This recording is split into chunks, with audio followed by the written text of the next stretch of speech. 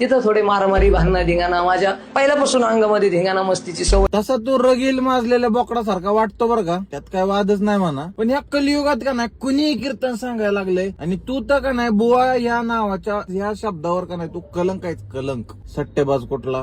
त्यावेळेस 5-50 रुपये भेटायचे गंध लावल्याच्या नंतर लोक हुसकून द्यायचे, आहे चल. नाही, लोक हुसकून द्यायच्या मागचं कारण काय माहिती का, की तुझं तोंडच तसलाय.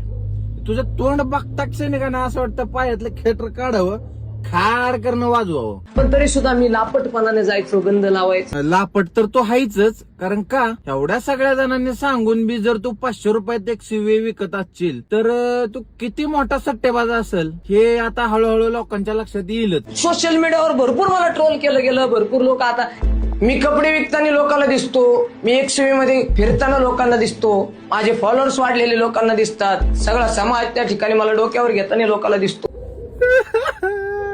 सगळी गरिबीतनच वर आले, चित्त्या लावड्याची त्याच्या आईचा दाना. मलाच कोण कसं पावाना काय माहिती, माझं फॉलोअर कसं वाढणार काय माहिती. त्याच्या आईला काय बिहार धंदा राव हा. नाही म्हणजे थोडी काय प्रसिद्धी भेटली की मी लय गरीब होतो एवढायचं हा, मग मी मोठा झालो.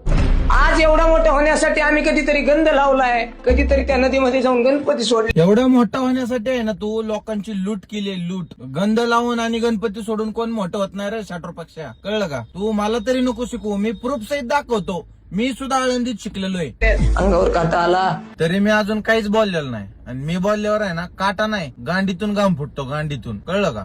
उगवत्या सूर्याचं चित्र भिंतीवर लावून आणि पळणाऱ्या घोड्याचे चित्र पाहून प्रगती होत नसते मित्रांनो.